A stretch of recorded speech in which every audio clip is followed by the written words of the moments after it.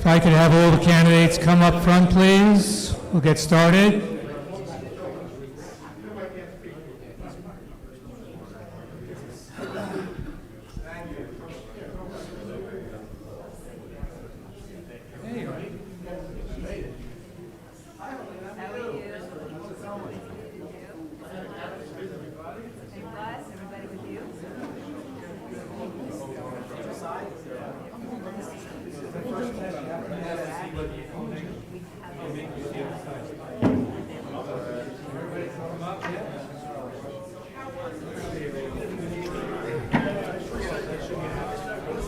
How are you?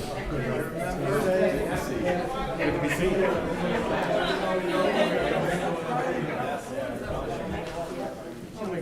This is not the last supper, right? I hope not.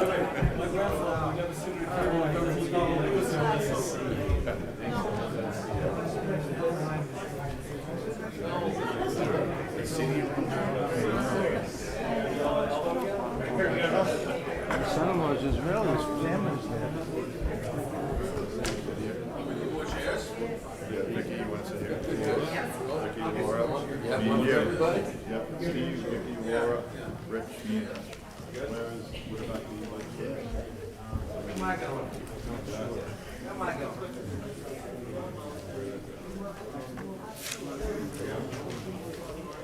Long time no see. Well, you clean up nicely, Jeff. Clean up nicely. Look at that. Good, how about yourself? Get a couple more chairs, guys. So meanwhile, play musical chairs. The music, you gotta stop the music.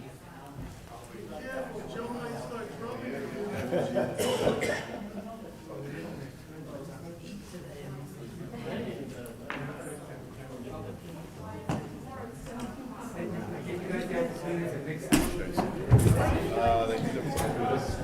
The morals at the end, and I think they're going to James over here. James, sit next to Rick.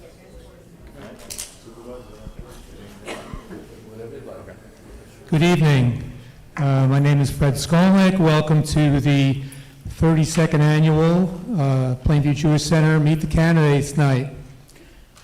This is our first time back in person in the last 4 years. So I'm so thankful that you came here in person. And we also have people attending virtually. Do we have a number yet? We have 6 so far. 6 so far? All right. So a good number. So thank you. Before we begin, I just wanted to say, as we all know, we're meeting here tonight at a time of deep sorrow and that we all have heavy hearts. And it's difficult for all of us to focus on anything other than Israel. So for all of you who are here tonight and virtually, thank you for coming. Appreciate it. Okay, on to the program.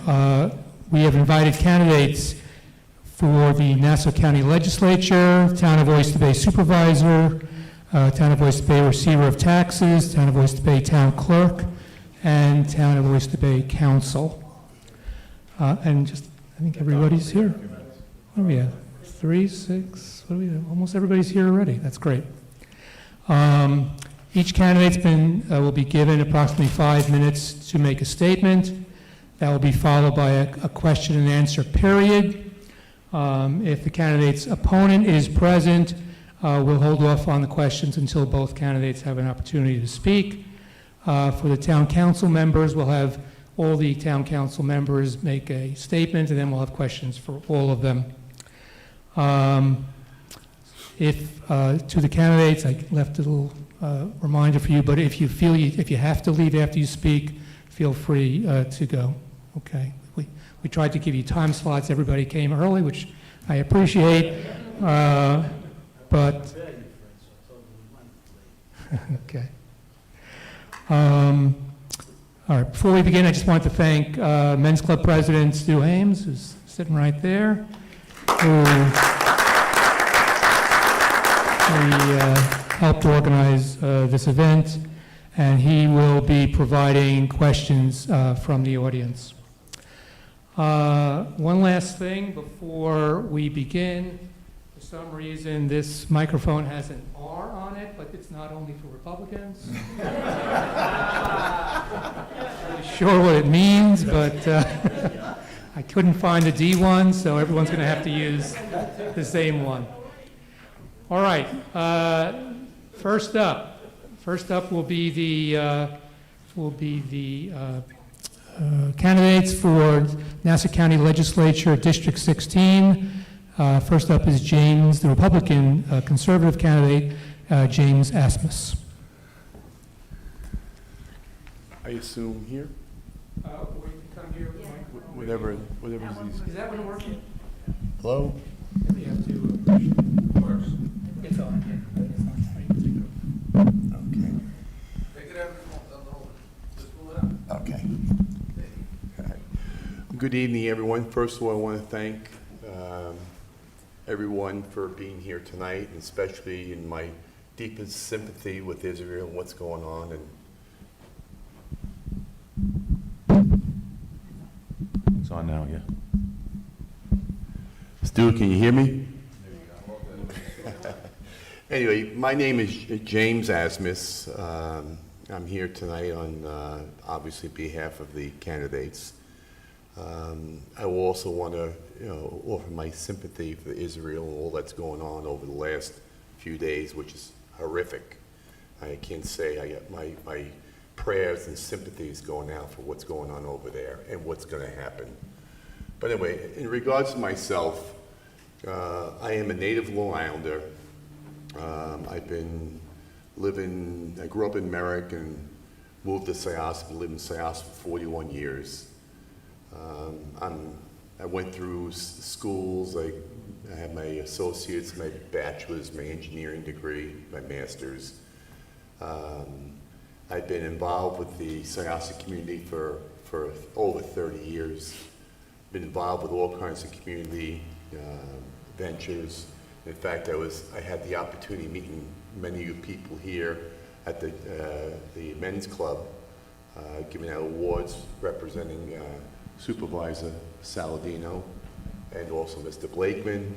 So I feel very comfortable being here. But right now I am a commissioner of Jericho Water District.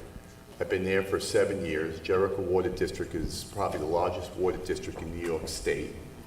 And obviously with all that's going on with water, I mean, we are on top of things, and we are by far doing extremely well. We started years ago doing all kinds of improvements to keep the water quality safe, putting together the infrastructure, doing the things that we need to do to provide safe water. We work very closely with Plainview Water District and other water districts as well. But I've now decided to take this opportunity with my experience of living on Long Island for so many years. I think I'm at an appropriate point where I could take what I've learned over the years, and I can definitely take it into the legislative group and take us one step further. This situation over Israel almost reminds me of when 9/11 hit.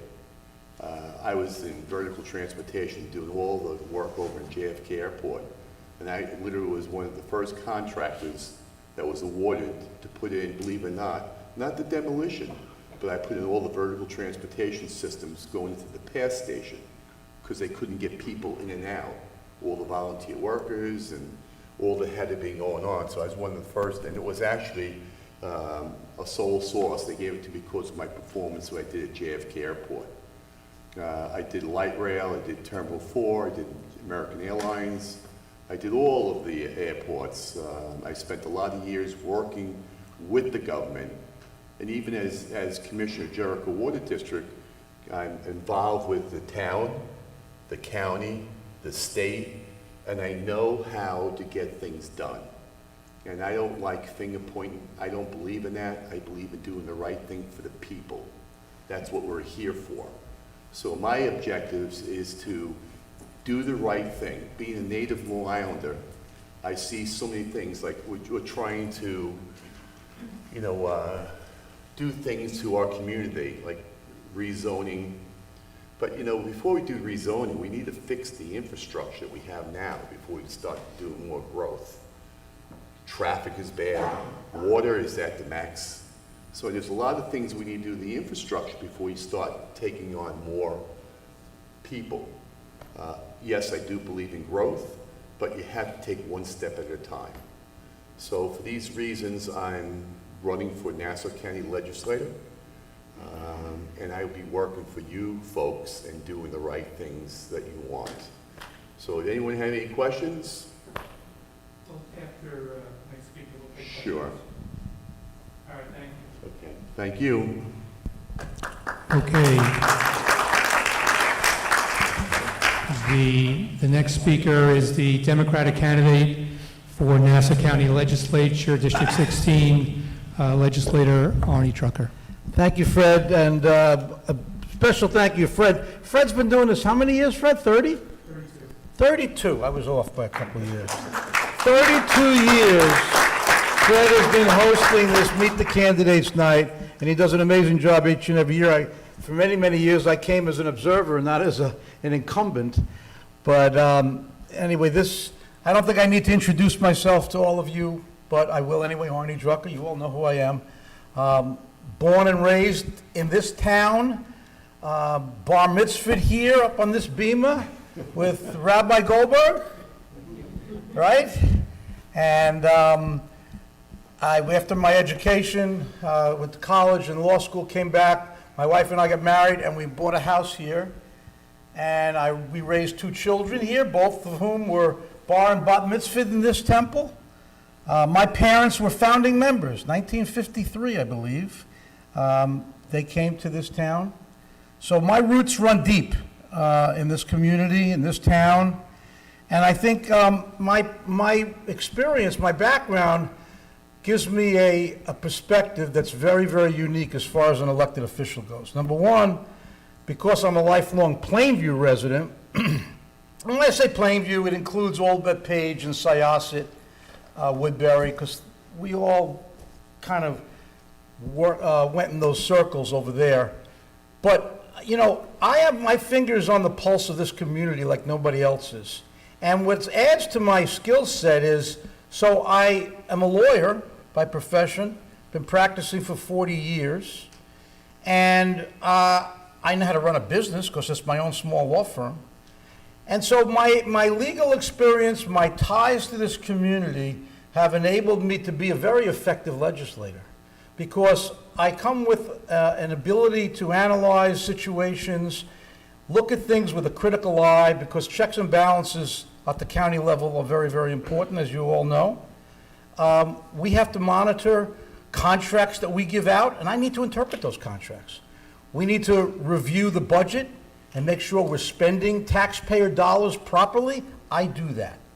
And, you know, one of my important things that has served me so well as a legislator is I'm able to reach across the aisle. And, you know, I think people here on this table can attest to that. On the legislature, the legislators on the other side of the aisle, they're my friends.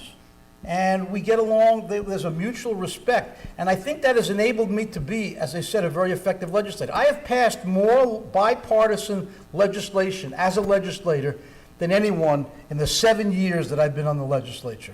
I can go through a whole list, but I'm not going to bore you with that. But I did a lot for health-wise, safety-wise, infrastructure-wise in this community. Because the Republicans on the other side of the aisle, they know me, they respect me, they know that I'm doing things not for political reasons. You know, when I started being a legislator 7 years ago, people say, oh, how long are you going to be a legislator for? You're going to run for something else. And I said, no, I love what I do. I love helping the people in my district. And I want to continue doing that. I'm not looking to climb ladders and go up to higher places. No, I'm very satisfied in what I do. I think I'm good at what I do. And I want to continue doing that. So I think that I deserve another term. I want to keep doing this as long as my health allows me to. But, you know, I'm committed to not only, I'm invested in this community. I'm invested in the Jewish people as well. I just came with my colleagues on the other side of the aisle. We were at an event for Israel at Eisenhower Park earlier tonight, which was amazing, a couple of thousand people there.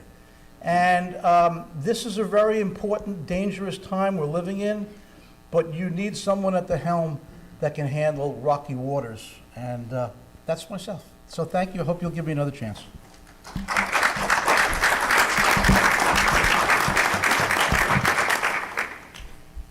Thank you.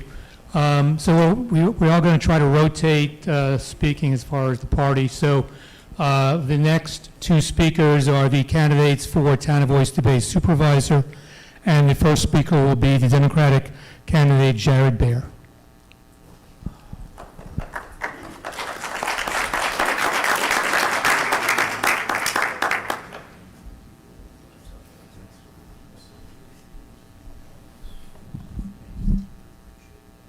Thank you. Good evening. My name is Jared Bear, and as was just stated, I'm the Democratic candidate running for Town of Oyster Bay Supervisor this year. I'd like to thank Fred, the entire community, and also the elected officials for coming out tonight, and the candidates that I'm running with, all of which are first-time candidates on the Democratic slate side. Especially in light of everything that's going on in the world and where our thoughts and where our hearts are, I appreciate everybody in the room coming out to talk about local matters as well. As said, my name is Jared Bear. I'm 38 years old, going to be 39 in a couple weeks, and I live a couple blocks over here on Grace Street with my high school sweetheart, Lauren, and our two kids. I got a 2-year-old and a 5-year-old. I'm born and raised on Long Island. I grew up in Melville, just on the other side of the LIE, next to Crestwood. So I still feel like I pretty much grew up in Plainview, going to Plainview Diner and Pampers, because Deer Park Avenue is too far for somebody who lives on that side of Melville. And what compelled me to get involved in this race was I felt that there was a void in our local government, that someone with my both personal and professional experience can bring some change, new perspective, and help move the town forward. My first job ever was actually as an intern for Steve Israel back when he was a freshman congressman in 2002 when he had his small little Bayshore office. And I was driving him around in his Pathfinder to VFW halls and driving back to the LaGuardia for the DC shuttle and seeing on a ground level of what you can do and what a life in public service can do. Professionally, I'm an attorney. I graduated from Toro Law School here on Long Island. My first job out of law school was actually as a prosecutor in the Suffolk County DA's office. I worked on the sex crimes team and the animal crimes team and secured some had successes on trials there, but what my favorite part of being a prosecutor there, and one of my council candidates, not mine, but one of the Democratic council candidates, Danielle Medeiros, can speak to this. When you're working in public service as an attorney, you're not necessarily advocating for a position, but you're seeking justice. And that was something that I thoroughly enjoyed being a prosecutor. Unfortunately, after a couple years at the DA's office, my father passed away in 2011. And so my mother was 59 at the time. And what I did is I made a difficult decision, left my dream job, and I actually went back and ran my family's business. I don't know if anybody in here remembers Bear's Baby Furnitures. That jingle, that's still in there. I went back at 26 years old and ran my family's business for 5 years with the employees that had been there for 15, 20 years looking for someone to do and step in. And I was there for 5 years. Anybody that's worked retail knows the challenges that go along with it. I got out of the business. Someone else has it. It's on 110 now. And went back and started my career again in the courtroom where I felt most comfortable and where I felt that I was at home with. And currently I'm a personal injury trial attorney at a law firm that's in Woodbury, not far from here. And I think that my life experiences have put me in a unique position even at this kind of young, not that young, but kind of young. When you're closer to 40 than 30, you don't feel that young. But I think that my experiences have enabled me to take what I think filled this void in local government. That I'm running to bring transparency, honesty, openness, and a ability to work across both aisles to the leadership role in Oyster Bay, which is the third largest township in America. This is a big job to be going after, and I take it very seriously. And from reading what had been going on in the past few years, I felt compelled to get involved and try and make a difference in my community. I think that we can do more in Hicksville and develop downtowns to enable the people that grew up in our area to actually afford to be able to start living here, with a focus on transit-oriented development. I think we can improve our roads. I think we can improve our parks. And what I also know that we can do is being a better job of feeling that every single person in the town is represented. And I will do that by pushing for councilmatic districts in Oyster Bay. I know that's something that has been discussed before. It's something that I feel confident with, and I think that if you're being on this position and you're holding the microphone and trying to convince people that you're right, I'm happy to have that conversation why Oyster Bay is ready to stop being needs councilmatic districts. We're the only town in Nassau that does not have individual election districts. What that will enable us to do is have different areas of the town have people that actually represent their interests instead of representing the entire 300,000 people in Oyster Bay. As supervisor, I want to represent, and that's the position of it, to represent every single person that lives and works in Oyster Bay. And what the purpose of local government is having smaller election districts where you can have one person be accountable to 10, 15, 20,000 people as opposed to just the entirety of the town. I have a vision for the town. I'm happy to expand upon that further tonight. Again, I'm grateful for the opportunity to be doing this and look forward to speaking to you more further. Thank you. Before we have the next speaker, I apologize. I forgot to ask for questions for the prior two speakers. We'll take questions after Supervisor Saladino speaks. So the next speaker is the Republican conservative candidate for Town of Oyster Bay, Supervisor Joseph Saladino. Thank you. So many of you know me. Thank you. I'm Joseph Saladino, and I've been privileged and honored to be your town supervisor for a little more than 6 years in the town of Oyster Bay. As you heard from Arnie, many of us, Jeff Pravato and I, just came, as well as Arnie, just came here from the Rally for Israel, where we took a very strong stand, and I have to thank our County Executive, Bruce Blakeman, an opportunity to stand with our brothers and sisters and make sure that people realize if you do anything against Israel, then you take all of us on. It is so important to get this message out there. Jeff Pravato and I just got back from Israel with our county executive and a group where we met with the president of Israel. We went to the Holocaust Museum. We walked the streets of Jerusalem, and we met with the people. And I will tell you from my heart, what an opportunity to become close, to grow an enormous understanding. And we're committed to fighting anti-Semitism. As a matter of fact, one of the first things I did when I became supervisor was to create anti-BDS legislation in the town of Oyster Bay. If you won't do business with Israel, you can't do business with us. And that was the right thing to do. So folks, the town of Oyster Bay is the third largest town in America. We have 300,000 people here. It's an enormous job. I come here asking for your support for re-election and the re-election of my colleagues, Vicki Walsh, Laura Meyer, Jeff Pravato, Rich LaMarca, and Steve Labriola. Come on up, we have a seat for you, Councilman Labriola. Why? Because of experience and a proven record of getting a job done for you. Do you remember what the town was like in 2015, 2016? It was one of the worst towns in America structurally. The people have always been fabulous. You have always been wonderful. But the town had enormous problems, from the finances, the roads, the list went on and on. Let me tell you what we got accomplished in a very short amount of time. The town of Oyster Bay had an enormous financial problem. There was a $44 million deficit. Today, we have an $88 million surplus while cutting your town taxes. We understand there'll be a lot of talk about great ideas, but a proven record is how you know. I have 35 years of experience as a government administrator. You all know, as the years go by, you get better at what you do on your job. You get better at raising your family. You get better at everything with experience, and that's what we bring to the table. But don't believe me. Democrat Tom DiNapoli, our state controller, has removed the town of Oyster Bay from the fiscal stress list. They have a scale that they give every year, a grade from 0 to 100, 100 being the worst. And when we started, the town's the grade was a 91. It was very bad. We were taken off the list altogether a few years back. And do you know what the grade is for the town of Oyster Bay now? 0.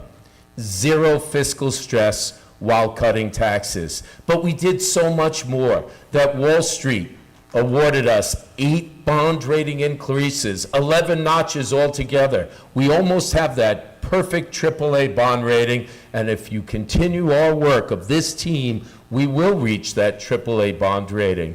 And the list goes on and on. We've reduced the capital debt in the town by 25%, and we've now paved 35% of the roads in the town. The list goes on and on and on. But look at the experience in the town. Our parks are the best in the country. Our kids play on fields that are comparable to NCAA Division I fields. We've done so much work. In Plainview alone, we have put in 12 new parks, playground parks. We have a pickleball court coming soon, and experience tells you pickleball is what you have to keep building in the town. We've provided almost 9 miles of new roads for drainage and some 41 paved roads in Plainview alone in the 6 years since I came to the town of Oyster Bay. We've also knocked down zombie homes. We've done a phenomenal job over and over to fix everything in our town with an amazing focus throughout the town, but especially in Plainview. We're very proud of that record that we continue. Sure. Thank you. 35 years of experience. I worked for the supervisor of the largest town in America, town of Hempstead, for 9 years, almost 7 years with the town of Oyster Bay. I was a professional journalist, so I understand how to peel back the layers of the onion. And 14 years in the New York State Assembly, where I served on the Environmental Conservation Committee and the Ways and Means Committee, handling one of the largest budgets in America. I understand what the problems are. I'm a father with 3 daughters who are buying homes right now. We get it. It's about making our town more affordable by cutting taxes and continuing to cut them, and it's about making sure your services are the best in America. And I'm very proud of the experience, whether it's the car show, the beaches, the concerts. Thank you, the list thank you, goes on and appreciate it. on. Probably like me, on and on. Thank you, We've done Supervisor. so much, we could be here all night, but I won't do that to you. Thank you for the trust you've given myself and our team. We want to continue to serve this town and make it. Thank you very much. Thank you. Very much.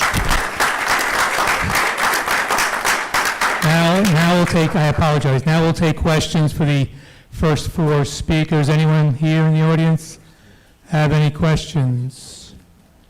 Anybody? No.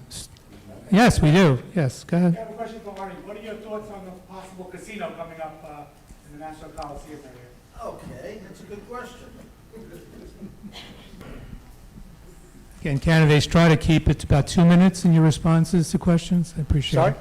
Keep your responses to about 2 minutes. Yeah, no, If you could. my vote, I voted with my 17 other legislators in support. We didn't vote for a casino. This should be clear. We voted for the assignment of the lease from a defunct company in Florida that wasn't paying the rent. We transferred the lease to the Sands, and they have to get a gaming license from the state of New York. There will only be 3 gaming licenses downstate. They're in the running, but there's no guarantee. But really, the question is pertinent because every initiative has pros and cons. There's no question about it. But this opportunity for what could be a casino translates into 8,500 permanent jobs. That's transformative. That's generational. That will have an impact, a lasting, enduring impact on Long Island's economy for years and years to come. We could not look away from that opportunity. The other opportunity was we got an immediate $50 million before pencils were dry, or pens were dry on the paper. We got $50 million with the prospects of $200 million a year.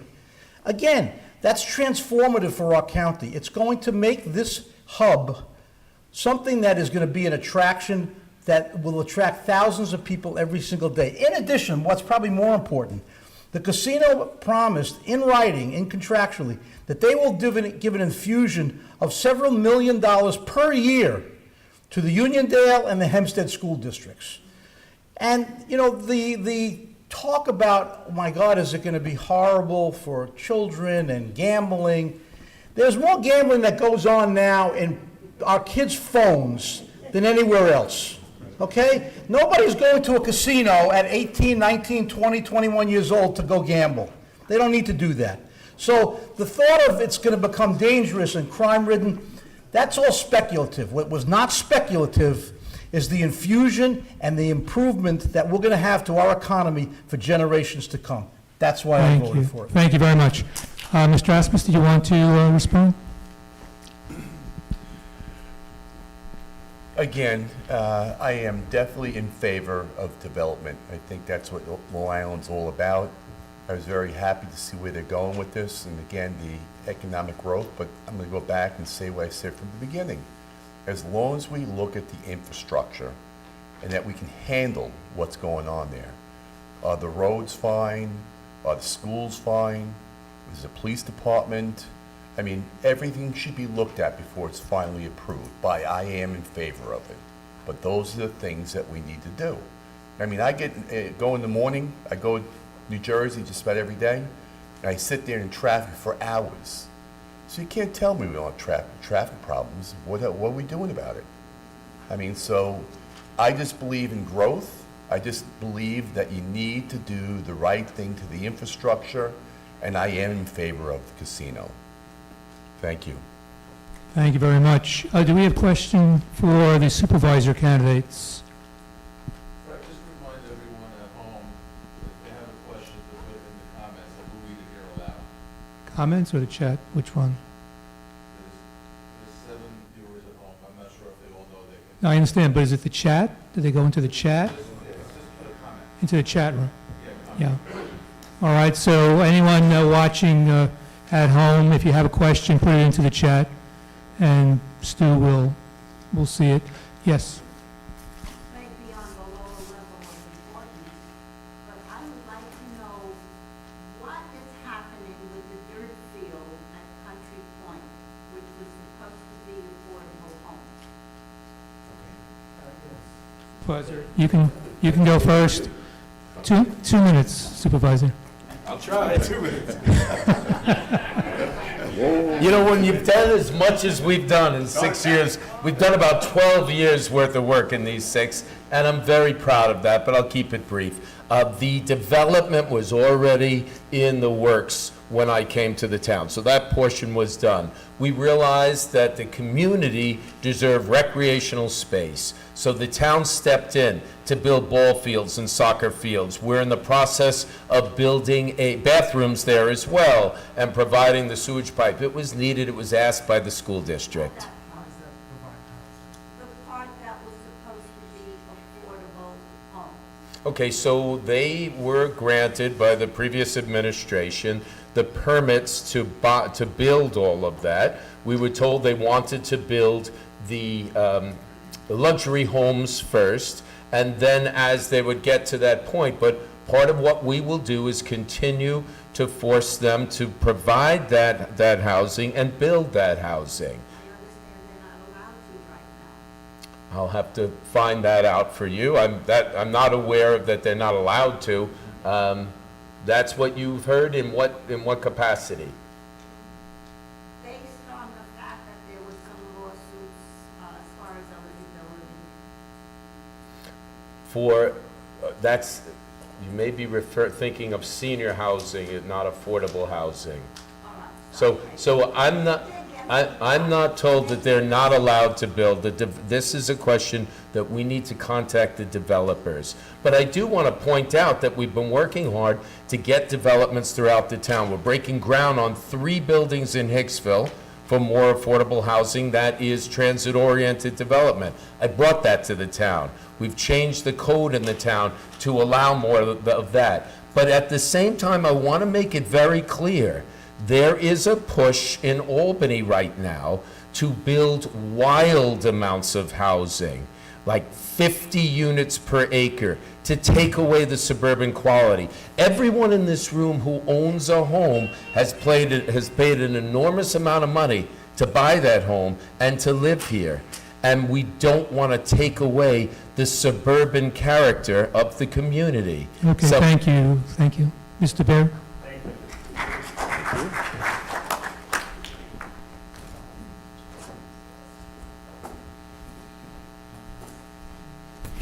I didn't get your name, but thank you for the question. I appreciate it. It's a fair question.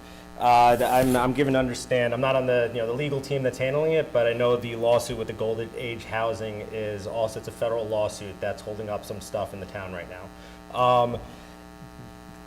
And in addition to that, there's other lawsuits going on in the town, but that has been one thing that has been holding up because, again, that was that restriction where it's in question because the policy was that it was not open to anybody outside of Town of Oyster Bay residents. And that's a legal question of whether or not that was discriminatory. And that's still a pending lawsuit. And to the other point, Mr. Supervisor, I didn't interrupt you. I just asked you to say. interrupt me. Thank you. I appreciate the same courtesy. Thank you.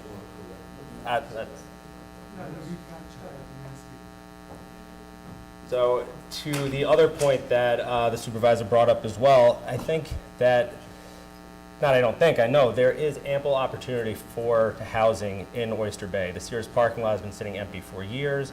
You can look into it to when the town administration got a grant from New York State, it was back in 2018, and it's still sitting vacant. To address just briefly, the original housing plan that was proposed, that's no longer on the table. I'm running to be supervisor of the town of Oyster Bay, and I strongly believe in local zoning law control, that's why that original proposal was withdrawn. That's no longer on the table.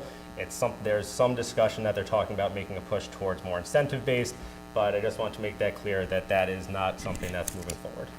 Thank you, and thank you again for the question. No, I'm going to move on. I'm going to move on, thank you. I'm going to move on. It's okay.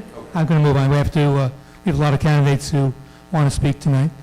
The next candidates who will be speaking are the Town of Oyster Bay Town Council candidates. Again, we'll rotate the speaking. The first speaker is a Democratic candidate, Sidney Martin.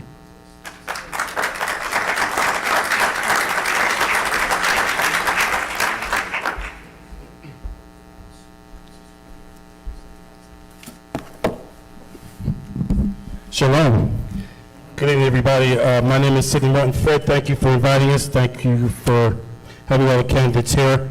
First, I would be remiss if I didn't acknowledge Israel, and it's a little personal for me.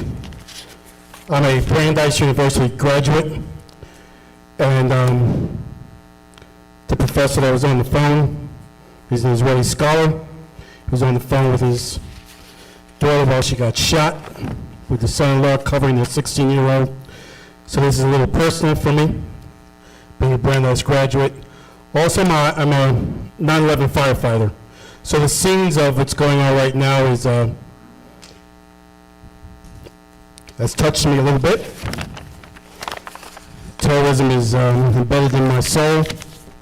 It's embedded in my 43% lung capacity that I have left. And I just need to acknowledge that our prayers for peace and healing are with Israel.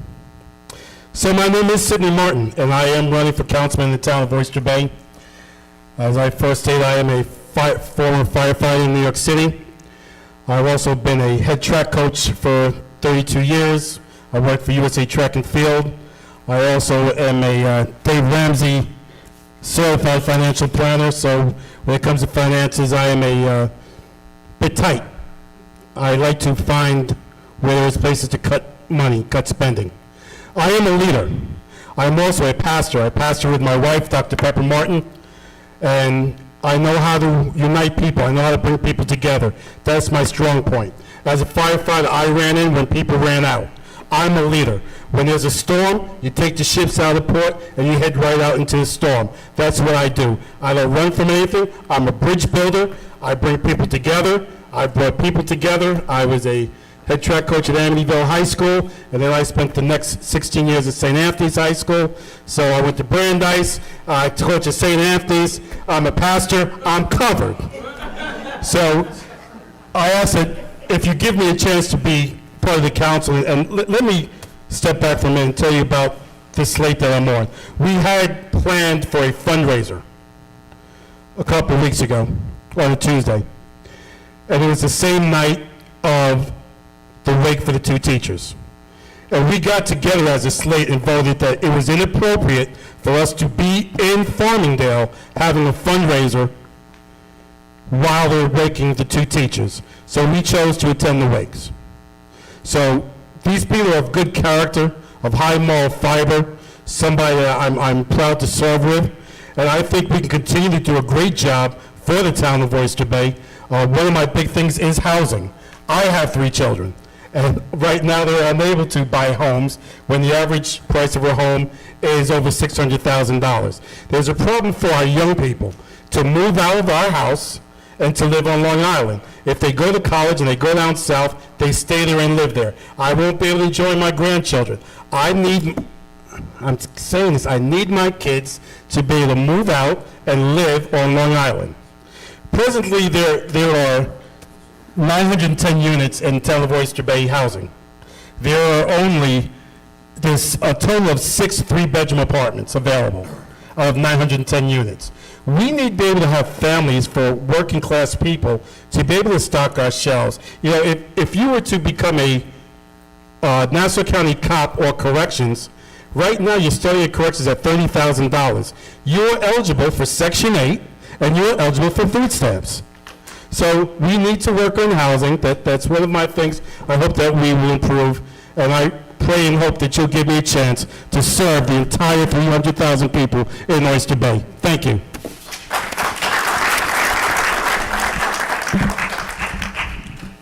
Thank you. The next speaker is Republican Conservative candidate, Town of Oyster Bay Councilwoman Vicki Walsh.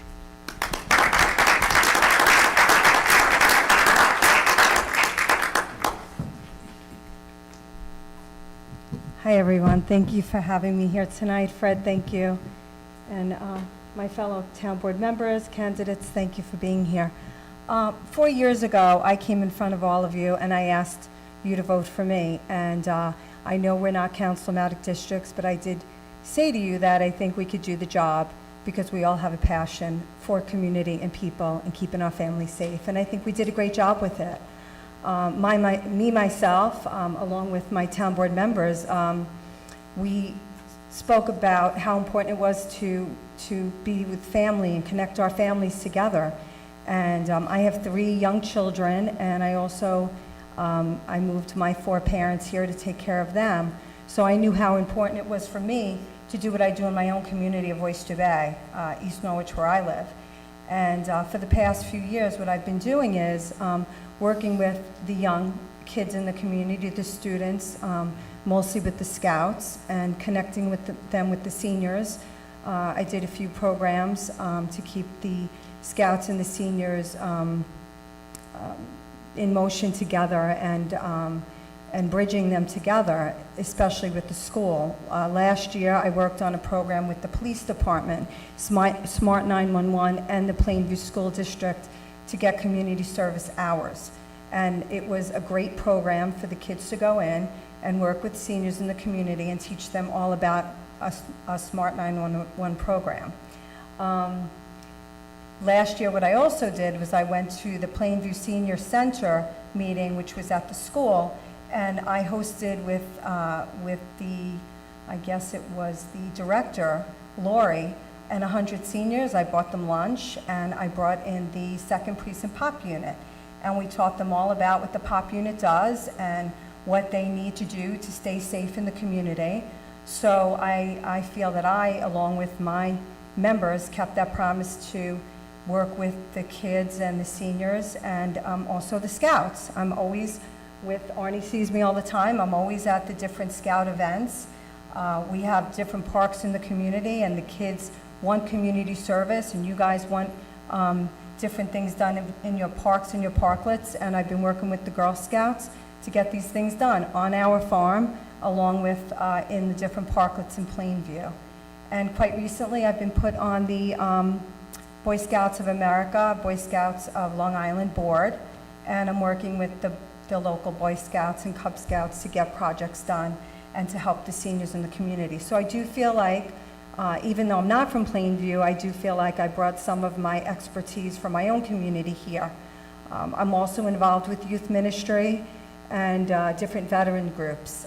Went over to the Plainview, Chelsea Living and worked, saw the veterans on Veterans Day and brought a service dog over who works with veterans, and I spent the day with the veterans. So we are involved in the Plainview community as much as anybody would be if they lived here, so we're proud of that. What I wanted to say when I first got to the microphone, I did not. My heart hurts for all of you right now. I can't even imagine what you're going through with families. All we can do together is really stay united and pray to get through this. But we have proven record so far that we've been doing a great job fiscally. I think we're, with our surplus, we're doing a tremendous job. And also, as far as housing goes, I come from Queens. I love apartment living, but as long as we have the resources for it. When I lived in Queens, I walked 5 blocks home every night with 3 babies. And as far as I see on Long Island, people get upset when you park in front of their house. When one car parks in front of a house in Long Island, people get upset. So firsthand, I can tell you, it's not easy to come home from work at 10 o'clock at night and park 5 blocks away. So we are for housing as long as we have the resources to do that. And I think we all have to just really slow down and think about if we're ready for that. And I guess that's it. I'm proud to serve as your councilwoman for the last 4 years, and hopefully I'll do it again. Thank you. Thank you. Okay, again, we'll hold questions until all the council candidates speak. And again, to rotate now, we're going to go with another Republican conservative candidate for Town of Oyster Bay Council, Councilwoman Laura Mayer.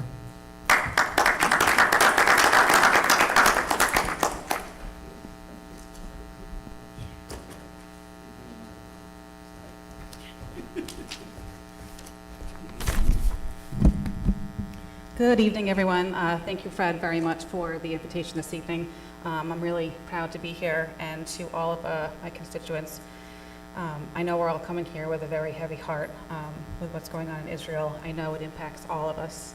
You know, Israel is our ally. They are our friend. So when they attacked Israel, they're attacking us too. So just a lot of the images and conversations I've had with people that have some of the first accounts, it's truly horrific. These barbarians really need to go, and I think Israel's doing a great job, and I'm glad to see that the president has stepped up and said they'll give every resource that they need, whether it's food, you know, medical supplies, equipment, that we're going to do that and be there for them every step of the way. So, you know, my thoughts or prayers are with you and your community. And Jeff Provato and I actually attended a rally yesterday at the Jewish Community Center up north. And it was truly inspiring to talk to some of the peoples, and all people of all faiths came to support, you know, Israel, and it was just truly wonderful, upsetting, heartbreaking. We Zoomed with somebody that was actually in a bunker in Israel, talking about her accounts and how terrifying it is. And what we're seeing on the TV is just not accurate account of what is going on there. So just wanted to acknowledge that my hearts are with all of you. So about 4 years ago, I was approached by a former councilman, Joe Pinto, who served on the Oyster Bay Town Board for several years. He knows the work that I do in the community and asked me if I would be interested in running. For those of you who don't know me, I own a couple franchises. If you've heard of Dairy Queen, I have a couple Dairy Queen restaurants and Jersey Mike's as well. So I have about 150 employees between the 6 locations, and I've been doing that for about 10 years. Prior to that, I was in healthcare. and took the leap of faith and said, listen, I don't want to work for anybody else right now. I want to open up my own business. And that's what I did. So within 8 years, I opened up 6 stores. I love what I do. I was involved with the community. Every restaurant I opened, I would join the Chamber of Commerce, because really Chamber is the heart of the community. These are business owners, small business owners that, you know, hire local people and pump the revenue back into our communities.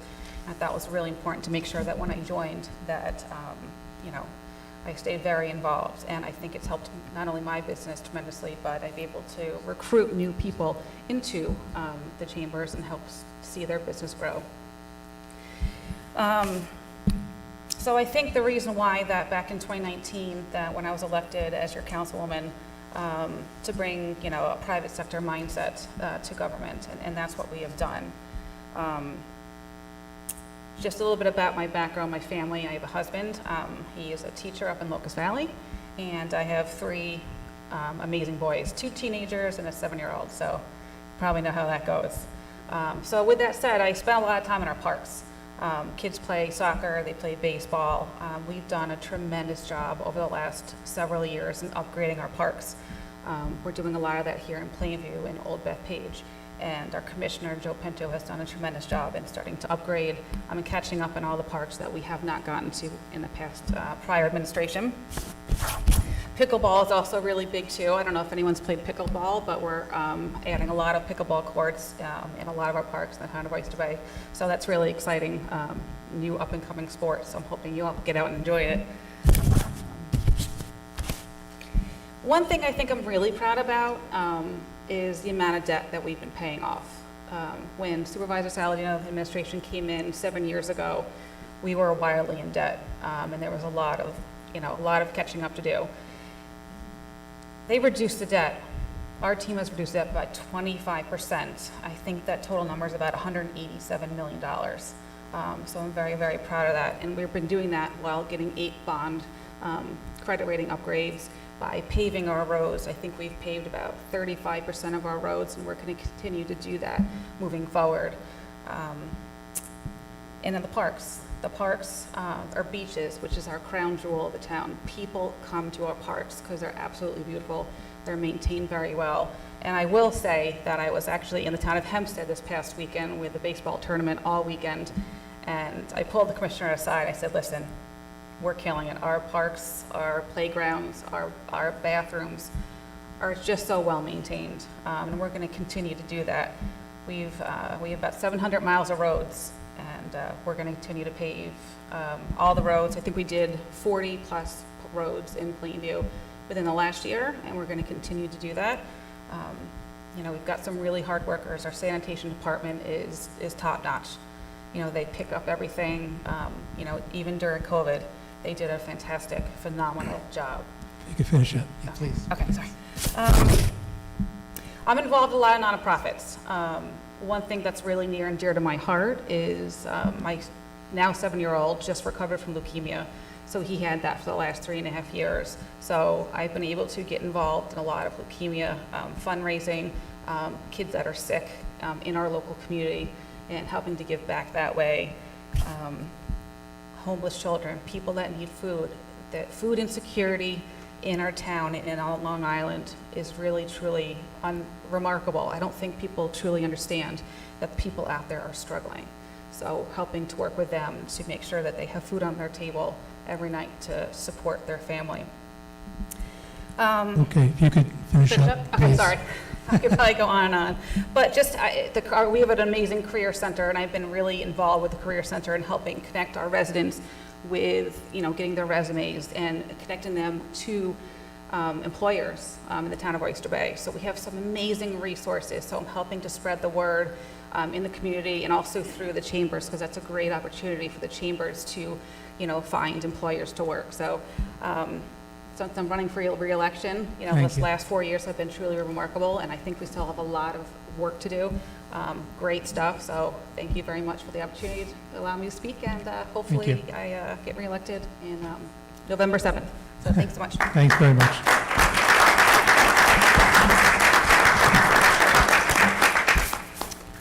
Okay, next speaker is Democratic candidate for Town of Oyster Bay Council, Raveen Raveen Shitram.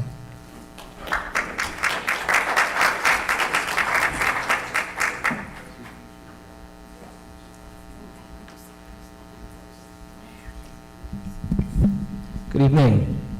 I am Ravin Chetram. Thank you, Fred, and thank you for having me, and thoughts and prayers to the family and friends in Israel. I specifically wear this yarmulke, and I'm not even Jewish because I know what it is to respect religion. I'm not Jewish, and I know what it is to have empathy because I'm human. I stand here, and exactly what Laura said, with businesses. I am the VP of the Chamber for Oyster Bay, Norwich, for the last 6 years. I stand here. I know Vicky Wash from the PTA days because I'm the president of the Friends of the Pack for 9 years. I'm the guy that sells the turkey legs at the Oyster Fest. I'm very involved in the town with the Main Street Association, with the PTA, with the Raynham Hall. I do everything. My wife is here. We have 2 kids. My daughter's 23 and my son is 18, and they only know Oyster Bay. And I do all these things because it's for volunteer, because that's when my kids grow up. I grew up in East New York, Brooklyn, one of 7 kids, lost my father at 15, so I don't have to be told no to do anything. I know I have to keep going. I do this here specifically to help people, all people. There's 300,000 people in Oyster Bay, and as much as I like these people, this is not what it looks like, this side. It doesn't look like this alone. And we have at-large voting, and that has to stop, because we get no one else in the board.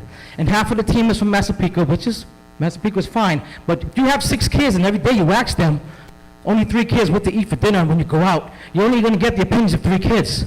And what happens to the other 3 kids? You never get to hear what they want to hear. And that's why I'm up here, because I want to hear what everybody has to say. I want to have representation across different districts. I want to hear Sayas's opinions. I want to hear Jericho's opinion and Farmingdale opinion, not just Massapequa. And I'm from Oyster Bay, the village, and I'm very fortunate to have good representation there because the main office is there. You want to hear about working across the board? I work with every one of them because I do all the ribbon cuttings for the last 6 years. So Joe Saladino comes there and he cuts the ribbon with us. I love it. Vicky Wash comes there, Councilwoman. All these council people come. They all know me. Councilman Hand, Councilman Brodo, every single one. And that's why I do it. We want to see the business prosper. We want to see the kids do what they do. Because like I said, I work with the town for the businesses. I was the liaison during the pandemic with this team to make sure businesses stay up and running, whether it was with heaters, or whether it was with outside doors tables and their permits, and we did everything we could on Zoom calls, and they were with us. And I was there, and I work with the schools. Like I said, I sell candy, and I'm out there selling turkey legs, and I'm out there working with the PTA because I care about the kids. So businesses, community, and the schools. That's what I'm here for. So you give me a chance, I could take that experience, that passion, and that skill set, and take it across the entire 300,000 people of Oyster Bay. Thank you.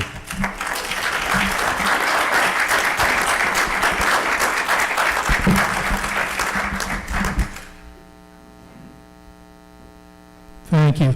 The next speaker is Democratic candidate for Town of Oyster Bay Council, Danielle Medeiros.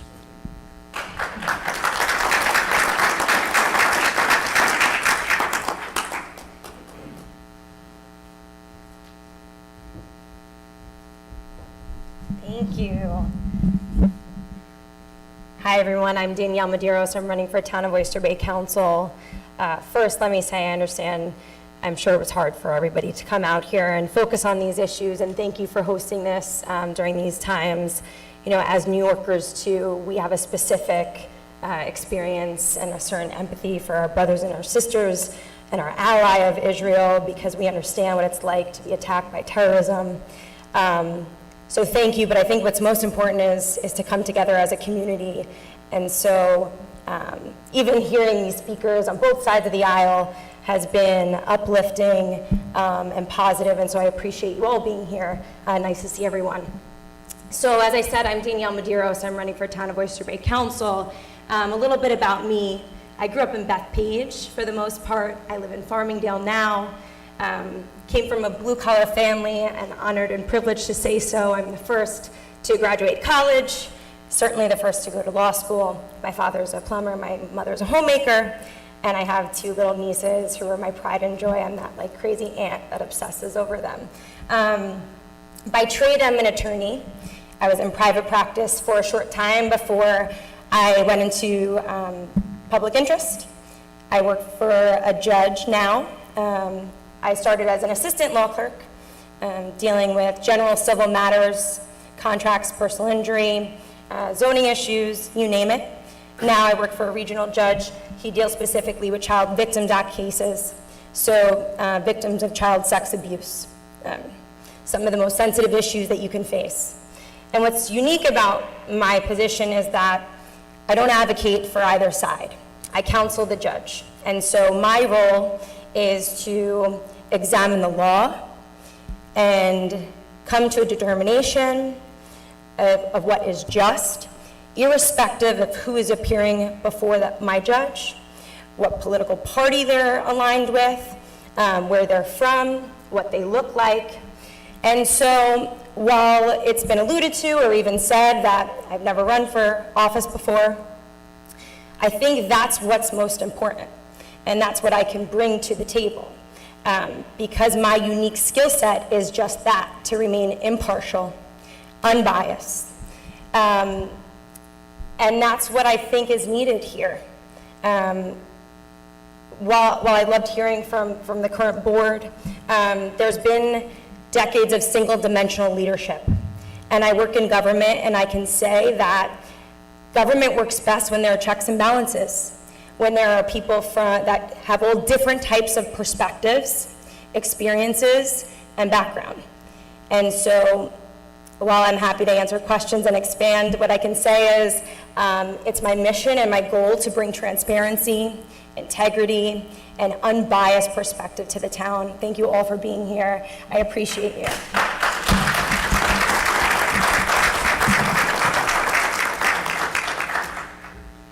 Thank you very much. All right, the last Town of Oyster Bay Council speaker, then we'll take questions, is the Republican conservative candidate, Councilman Stephen Labriola.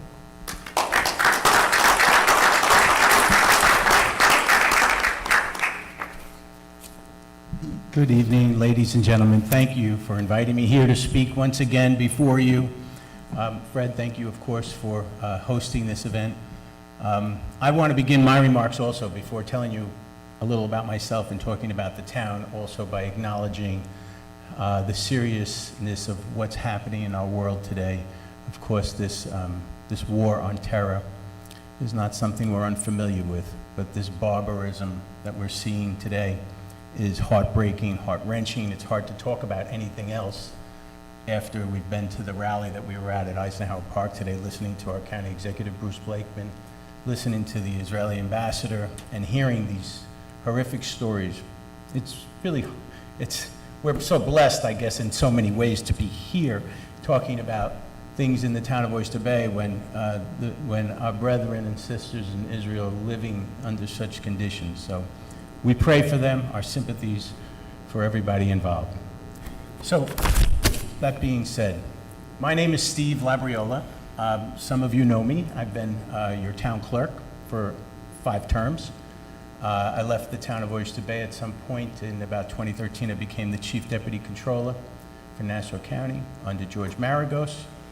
And 5 years ago, I had an opportunity to come back to Oyster Bay. And really, this is my home. I love the town of Oyster Bay. I was born and raised here, and we've raised our children here. And hopefully we'll see our grandchildren being raised here also. And it's my pleasure and an honor to serve the people in the town of Oyster Bay. We serve everybody, every community. And it doesn't matter where you're from, whether you're from Massapequa or from Plainview. By the way, Plainview reminds me very much like Massapequa. We have so much in common, as does much of the town of Oyster Bay. And I don't want to see, I know the people have rejected councilmatic districts in the past, at least 2 times to my recollection. And it's up to the people to choose that, but we choose to have a united town. The town is treated as one whole body together, and even though there are geographic differences, we manage, and the people decide who is on the town board. When I was a young man, I first came to the town of Oyster Bay. There was more Democrats. There were, out of the 9 elected positions, there were actually 5 Democrats at one point in time. The people choose, and the people have chosen to elect us, and And that's the way it is because of our records and our experience and what we have done. Our motto this year is protecting our way of life. And that's an important thing that we're saying. I know sometimes it sounds almost hackneyed and hokey, but you know, our way of life, it really is under attack in so many ways. And you see what's happening in Albany. This is not an accident. The Governor Hochul has made it very clear what she wants to do to our suburban way of life. And we are fighting that. We are protecting that. Our families left the boroughs of New York City to get away from the density, to have single-family homes with the right balance of commercial and industrial and retail. And we've been protecting that. Our job as council members is to preserve and protect our township. And we don't want to be the sixth borough of New York City. We don't want to be Queens and Brooklyn and the Bronx. We left those communities. My family came from Queens, Whitestone and Corona. They came here in the 60s because they wanted a better life for their children. We don't want to go back to that density. And so look, that is not an accident. We fought and stopped that with Governor Hochul, and we intend to continue to fight that. These accessory dwelling units that she speaks about is going to add huge congestion to our roads, to our schools, and to all the services that we provide.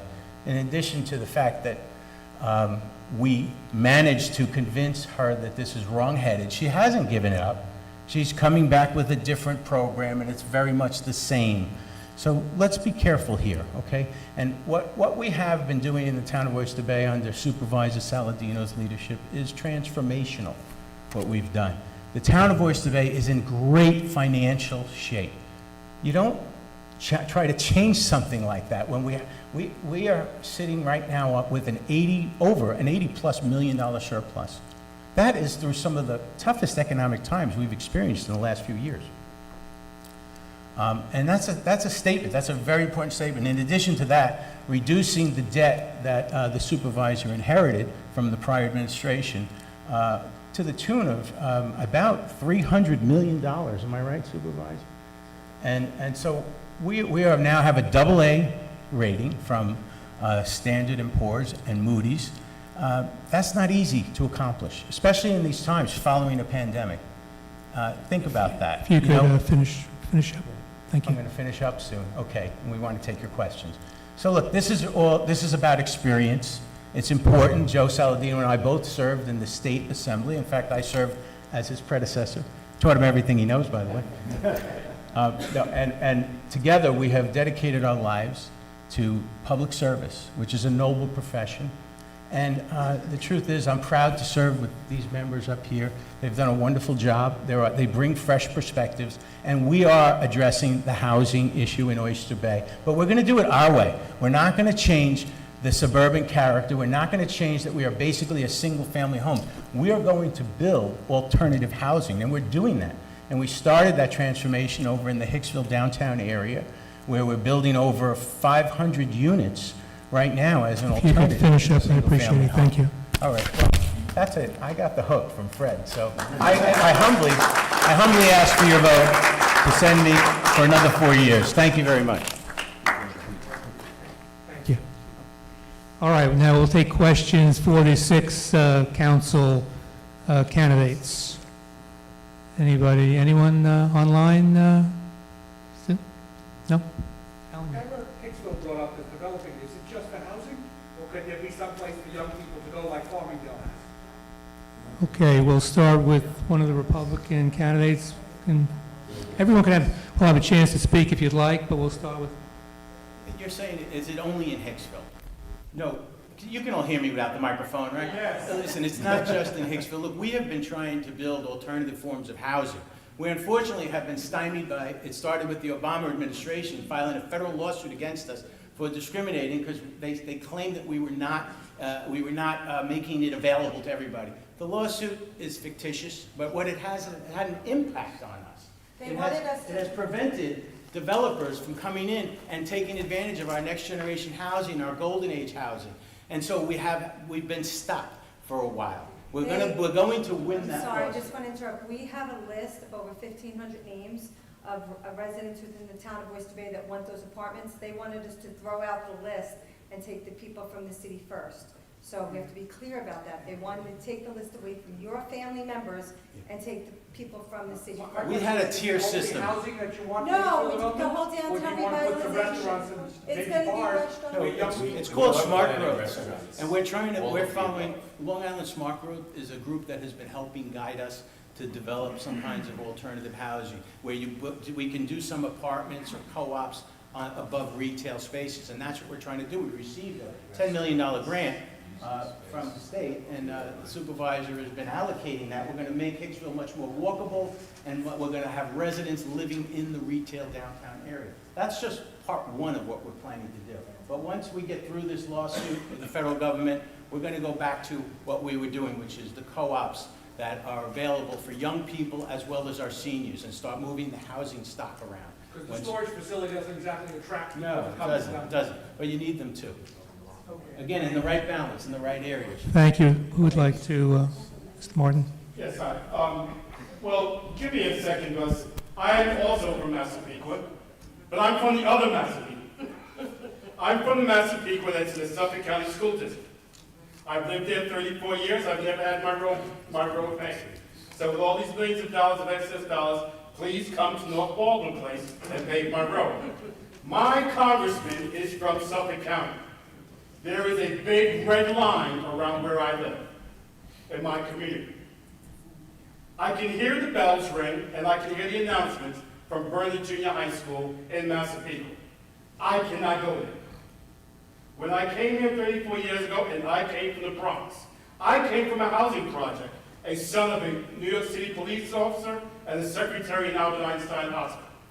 My wife came from the biggest drug block in the Bronx, and she's on her second doctorate and has 5 other degrees post-undergrad. So most of us came from the city, and we're not talking about trying to turn into the city, but things have changed. We need to be able to house more people. And we're not looking for gigantic, towers. We're not looking for that. But we need to provide housing for our young people. And this housing, two-bedroom apartments for $3,800 is not affordable for working class people. What's wrong with the 3-bedroom apartments? Why are there only 6 units out of 910 in all of Oyster Bay? And let me address something else. As the only African American or American of African descent up here, let me speak to this. When I read a sign that says, protecting our way of life, I was going to say that cuts me.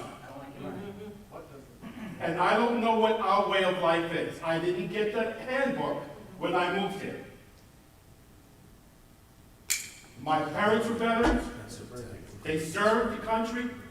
My father was a police officer. I moved out here as a firefighter. I believe the same thing as everybody else. I want good education, great housing. I don't want to live next to somebody with cars on their lawn or, garbage all over the place. I want the same as everybody else is. But I'm not sure who the hour is, and I'm not sure of what you're protecting. Because where I live in Massapequa, I don't feel like they're protecting my peace of mind. Okay, thank you. I mentioned before, there is 300,000 people, and the board has to serve all of us. Your job up here for the 4 years is to do the best you can to reach that 300,000 people. And that's why I stepped into this, because it doesn't always touch me and my family. And it's just the way it is. I tell you a fact. If they're going to tie blue ribbons for police officers, which I support, you also serve people that may have been abused by an officer. If you're going to serve someone that lives in a house, you're going to need to serve somebody whose kid needs to stay here in Long Island. You have to work with everyone that you were voted into to serve. And that's the reason why I'm getting in, so I can serve everyone, not just a few people. Any other? Yes, Any other town council candidates want to speak? I just want to address the... Good evening, everyone. Thank you for taking this question. It is such an honor to be here, and I echo the preliminary statements that have been made for standing with Israel. This is a time for us to unify, and this is a time to be supportive. And Joe in particular, my family and I, we absolutely adore you. We may not agree on every single fact,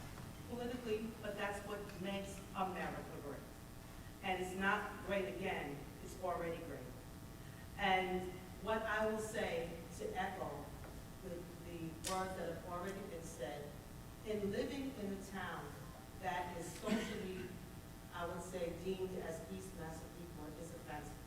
There is no such thing as East Massapequa. It does not geographically exist. But when you are of a certain view, there is an assumption that when you say you live in Massapequa, they automatically say, oh, you live near Amityville. You're either west of Amityville or you're East Massapequa. It is discriminatory. Our block doesn't, we don't feel like we have a voice. That entire section is disenchanted. Yet these are predominantly people of color who are middle class, upper middle class, who pay their taxes, who vote, who are forced to have their children in a school district that does not perform at the same level as a school district, as my husband stated, which is nearby. Can you ask a question, please? So my question is, how, if you are saying that you are protecting our way of life, how is the our, what does our mean? And how does that incorporate everyone? Who? Because systematically it hasn't, even before your administration. Who are you asking this question of? Anyone from the Republican end. I just want to address this because this is very important to us. There has been an enormous turnaround in the town of Oyster Bay. We now call it historic Massapequa because that's the way it should be. Famous musicians, people from the movie industry, there are so many important people that we honor in the community. Let's just look at the facts. The reason that that area, and I know it doesn't have to do with Plainview, but it's important that we get the information out. The reason that that community is part of the Amityville School District is because Amityville is a community that's been around way before Massapequa was founded.